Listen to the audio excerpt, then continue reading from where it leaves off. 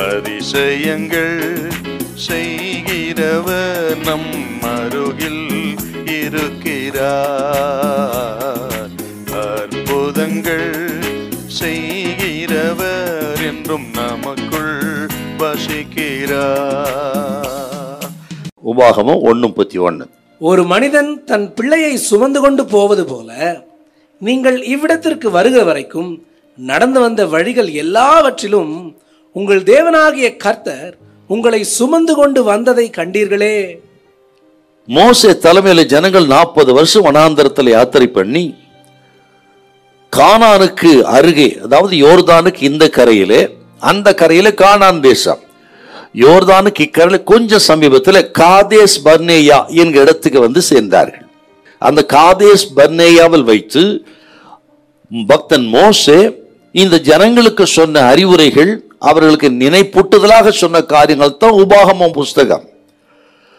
ஏன் அதை சொன்னான்னு கேட்டீங்கன்னா, இப்பொழுது ஒரு புதிய தலைமுறை மோசே இருக்கிறார்.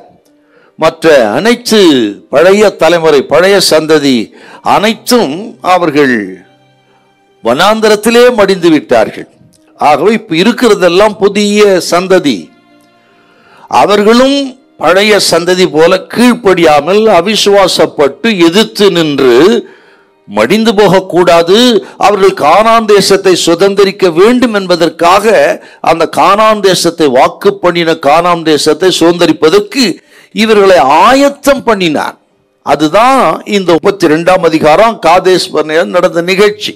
அவர் சொன்ன அநேக ஆலோசனை ஒண்ணுதான், நீங்கள் ஆண்டவரை மறந்துடாதீங்க, உங்களை எப்படியெல்லாம் நடத்தி வந்தார். ஒரு மனிதன் தன் பிள்ளையை சுமந்து கொண்டு போது போல உங்களை சுமந்து கொண்டு வந்தார் என்பதை மறக்காதீங்க என்று பக்தன் மோசே இந்த இடத்துல ஜனங்களை நினைப்பூட்டி அவர்கள் முன்னேறும்படியாக சொன்ன அற்புதமான ஒரு வார்த்தை தான் அந்த வார்த்தை. ஆனால் அந்த ஜனங்கள் திரும்ப திரும்ப இந்த பழைய சந்ததி ஆண்டவரை மறந்து எத்தனையோ காரியங்களை கர்த்தர் செய்தாலும் மறந்து விட்டார். அதிசயங்கள், அற்புதங்கள்லாம் நாம அப்படித்தான் இருக்கிறோம். இன்னைக்கு ஏதோ ஒரு தீமை, ஏதோ ஒரு சோதனை, நெருக்கம், நஷ்டம், தோல்வி வந்து விட்டா கடந்த கால நடத்தினெல்லாம் மறந்துடுறோம். நம்ம முறுமுறுக்கிறதுல துணிஞ்சிடுறோம். நம்ம அது இன்னைக்கு அந்த இசைவேல இருக்கத்தானே செய்கிறார்கள். இது கேட்கிற கத்திரி பிள்ளைகளே, ஆகவே ஆண்டவர் நடத்தினதை நினையுங்கள். அந்த நடத்திப்புக்காக ஸ்தோத்திரம் பண்ணுங்க. இந்த வாழ்க்கையில எதை ஆண்டு நடப்பித்தார் நன்மைக்காகத்தான் செய்வார். ஆகவே இதை கேட்கிற தெய்வ பிள்ளைகள் இருதயத்தின் ஆழத்துல அப்பாவுக்கு நீங்கள் நன்றி செலுத்தணும்.